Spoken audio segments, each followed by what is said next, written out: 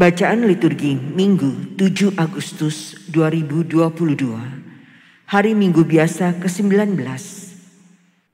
Bacaan dari Kitab Kebijaksanaan. Malam pembebasan telah diberitahukan lebih dahulu kepada nenek moyang kami, supaya mereka benar-benar insaf akan sumpah yang mereka percayai dan menjadi berbesar hati. Maka inilah yang menjadi harapan umatmu, yakni keselamatan orang benar dan kebinasaan para musuh.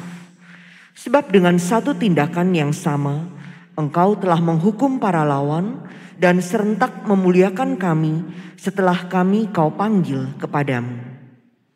Diam-diam anak-anak suci dari orang yang baik mempersembahkan kurban, dan dengan sehati mereka membebankan kepada dirinya kewajiban ilahi ini. Orang-orang suci akan sama-sama ambil bagian baik dalam hal-hal yang baik maupun dalam bahaya. Dan dalam pada itu mereka sudah mulai mendengungkan lagu-lagu pujian para leluhur. Demikianlah sabda Tuhan. Syukur kepada Allah. Berbahagialah bangsa yang dipilih Allah menjadi milik pusakanya. Berbahagialah bangsa yang dipilih Allah menjadi milik pusakanya. Bersorak-sorailah dalam Tuhan, hai orang-orang benar, sebab memuji-muji itu layak bagi orang jujur. Berbahagialah bangsa yang Allahnya Tuhan, suku bangsa yang dipilih Allah menjadi milik pusakanya. Berbahagialah bangsa yang dipilih Allah menjadi milik pusakanya. Sungguh, mata Tuhan tertuju kepada mereka yang takwa, kepada mereka yang berharap akan kasih setianya. Ia hendak melepaskan jiwa mereka dari maut dan memelihara hidup mereka pada masa kelaparan. Berbahagialah bangsa yang dipilih Allah menjadi milik pusakanya. Jiwa kita menanti-nantikan Tuhan. Dialah penolong kita dan perisai kita. Kasih setiamu ya Tuhan kiranya menyertai kami, seperti kami berharap kepadamu. Berbahagialah bangsa yang dipilih Allah menjadi milik pusakanya. Bacaan dari surat kepada orang Ibrani. Saudara-saudara, iman adalah dasar dari segala yang kita harapkan dan bukti dari segala yang tidak kita lihat. Sebab oleh imanlah telah diberikan kesaksian kepada nenek moyang kita. Karena iman, Abraham taat ketika ia dipanggil untuk berangkat ke negeri yang akan diterimanya menjadi milik pusakanya. Ia berangkat tanpa mengetahui tempat yang ia tuju. Karena iman, ia diam di tanah yang dijanjikan itu, seolah-olah di suatu tanah asing, dan di situ ia tinggal di kemah dengan Ishak dan Yakub, yang turut menjadi ahli waris janji yang satu itu. Sebab ia menanti-nantikan kota yang beralas kokoh, yang direncanakan dan dibangun oleh Allah sendiri. Karena iman pula, Abraham dan Sarah beroleh kekuatan untuk menurunkan anak cucu, walaupun usianya sudah lewat. Karena ia yakin bahwa Dia yang memberikan janji itu setia. Itulah sebabnya dari satu orang yang malahan telah mati pucuk, terpancar keturunan besar, seperti bintang di langit dan seperti pasir di tepi laut, yang tidak terhitung banyaknya.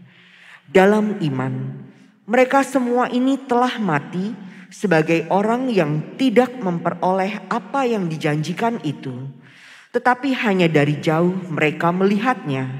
Mereka melambai-lambai kepadanya dan mengakui bahwa mereka adalah orang asing dan pendatang di bumi ini. Sebab mereka yang berkata demikian menyatakan bahwa mereka dengan rindu mencari suatu tanah air.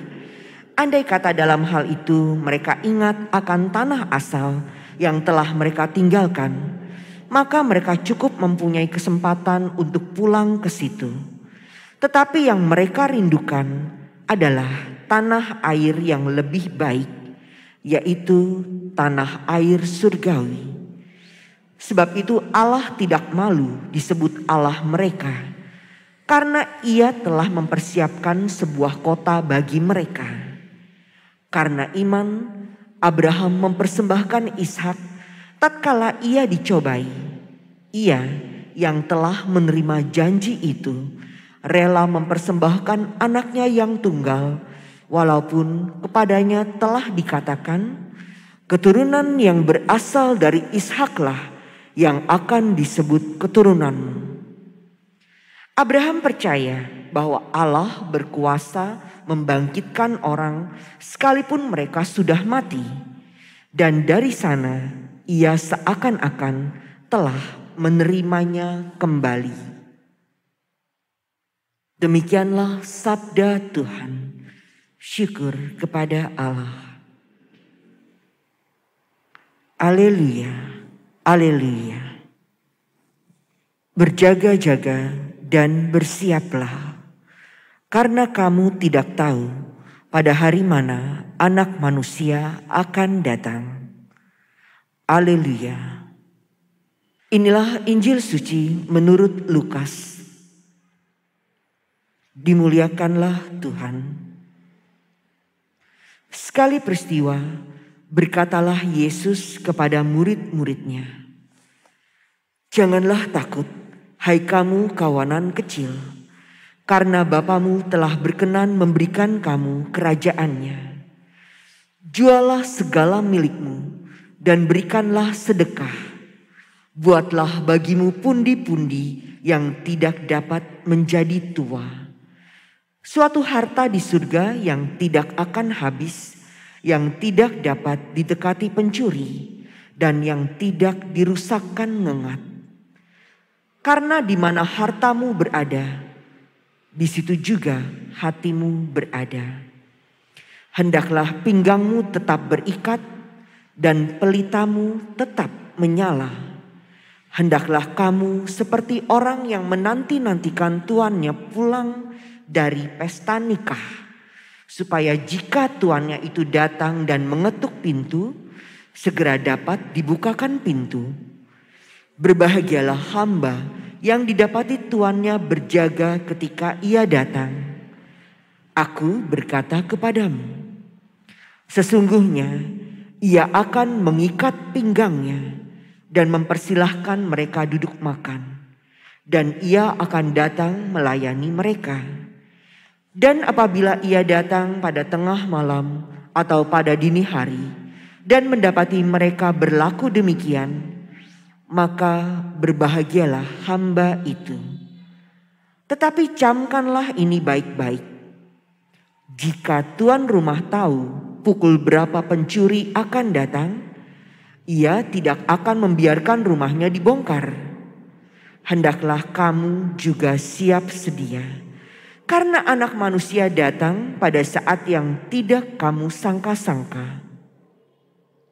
Petrus bertanya, Tuhan, kami sajakah yang kau maksudkan dengan perumpamaan ini, ataukah juga semua orang? Jawab Tuhan, siapakah pengurus rumah yang setia dan bijaksana yang akan diangkat oleh tuannya menjadi kepala atas semua hambanya untuk membagikan makanan kepada mereka pada waktunya? Berbahagialah hamba yang didapati tuannya sedang melakukan tugasnya ketika tuan itu datang.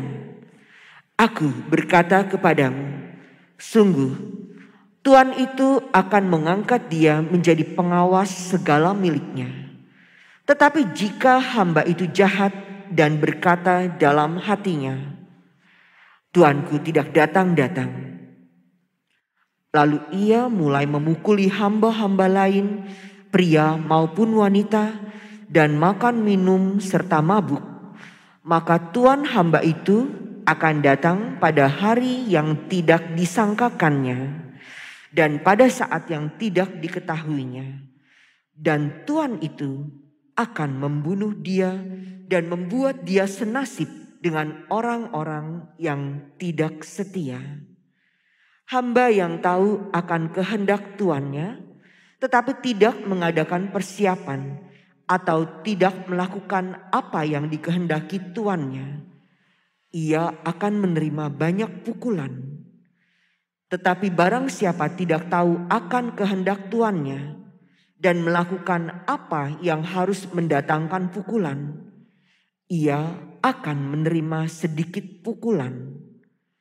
Barang siapa diberi banyak, banyak pula dituntut daripadanya.